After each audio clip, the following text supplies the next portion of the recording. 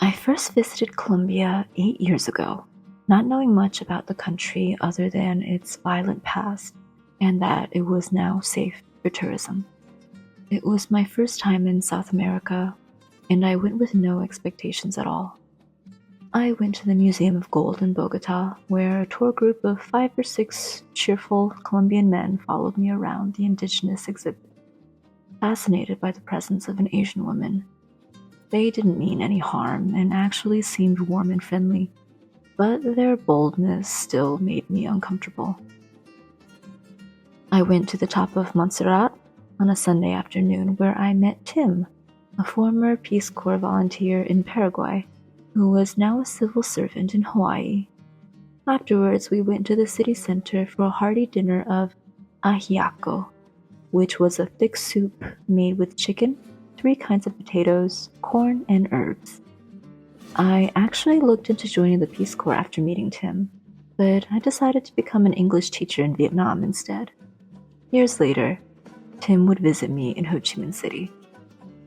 I also went hiking in Chuachi, had a brief romance with my handsome tour guide who showed me the fashionable neighborhood of Chapinero. Then I visited the underground salt cathedral in the town of Zipaquira, which was an impressive feat of engineering. This time, I was going to Medellin. Instead of a vacation, I was going to live there. Again, I didn't know much other than the weather was mild, the people were warm, nightlife was amazing, and it was attracting a lot of foreigners. My friend Daniel told me there was a rivalry between Medellin and Bogota. People from Medellin are called paisas and have a reputation for being friendly and laid back.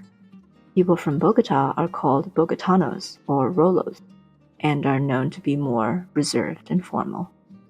Both cities have strong identities the locals take pride in.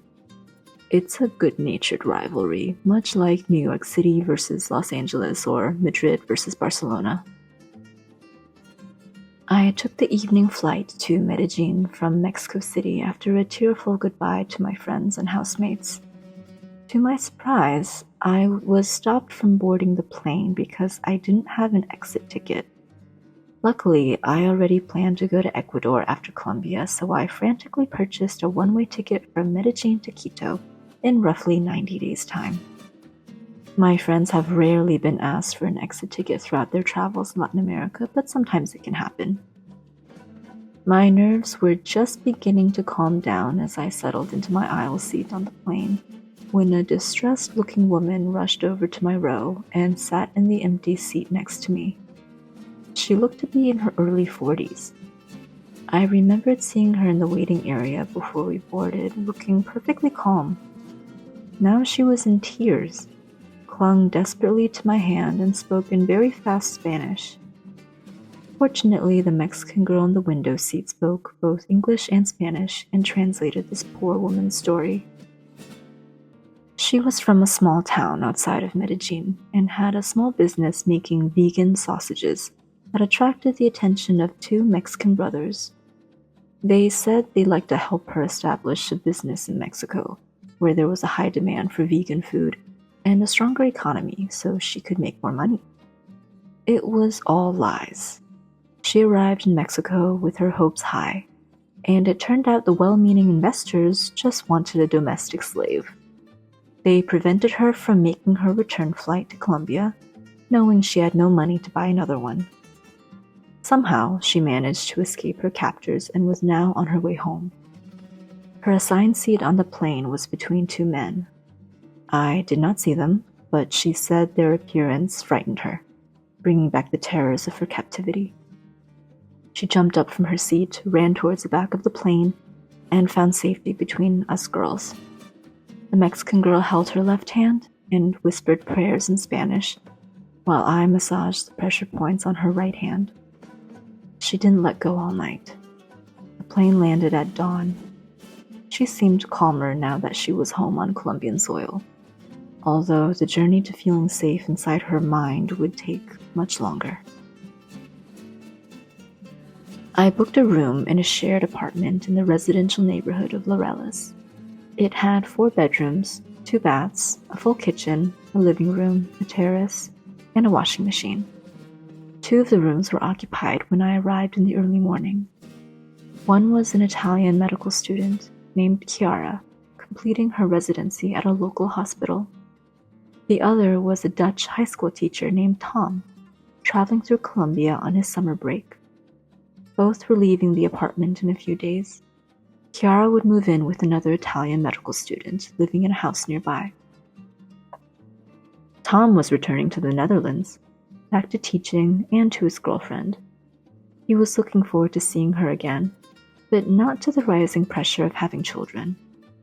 They were both in their 30s, and all of their friends were either pregnant or trying to get pregnant. He knew the subject would come up soon. Even though he loved his girlfriend very much, Tom was not ready to be a father, and he could sense she could be ready within the next year or 2. I sat in my new surroundings and listened as he lamented human beings were living longer and longer. We shouldn't need to become parents before our mid-40s. Indeed, it is both unfortunate and unfair that women's bodies hold a ticking clock of fertility. I also wondered how Tom would handle raising a teenager in his 60s, but kept this thought to myself. Chiara was from Florence and studied abroad in Argentina for a year, where she became fluent in Spanish. Every day she'd wake up at 5 a.m. and take the metro to the hospital downtown. She called her office an underground bunker because it had fluorescent lights and no windows. She'd come home in the early evening, make herself a coffee, and study. Asking how her day was usually had some shocking responses. There were days when she arrived for her shift and immediately had to save someone from dying. One time, a man came in with a knife sticking out of his side. Another time, someone dropped off a man who was catatonic. Apparently, he went to a party the night before and took every single drug offered to him. I asked Chiara how she could bear having such a stressful job. She replied she liked stress and went crazy when life was too calm for too long. Lying on the beach for a week made her restless and irritable. She was already contacting hospitals for her next residency after Medellin and found one in rural India. It was a Catholic hospital ran by nuns, so Chiara would be required to wear a nun's habit and observe prayer hours. It wasn't her first choice, so she'd keep looking. Chiara was also in her 30s, like me, very beautiful with brown curly hair and olive skin. Her boyfriend was coming to visit her in Medellin in a few months. Her career was clearly very important to her, and she didn't seem afraid of anything. I wondered if she thought of having children or felt the ticking clock of biology as well, but I decided not to ask. When Chiara left, Jessica arrived. Jessica was born in Mexico City, grew up in England, and now lived and worked in New York City. Her unusual accent revealed her cosmopolitan background. She was in Medellin for a wedding. The bride and groom were a Mexican and Venezuelan couple, and decided to have the wedding in Colombia because Venezuelan guests would have an easier time obtaining a visa here than to Mexico. Jessica already decided to quit her job in New York City later this year and move back to Mexico City, perhaps to pursue a master's degree in history or even a PhD. Her current job no longer satisfied or challenged her. The only benefit of staying was to climb a corporate ladder she had no interest in climbing, and to earn more money, which was not enough of a motivator for her. I think I made the same realization with my career in New York City. The first year was challenging, but I learned so much. I was promoted the second year and began traveling on international business trips, and still learning so much. The third year I was beginning to plateau in both interest and learning new things.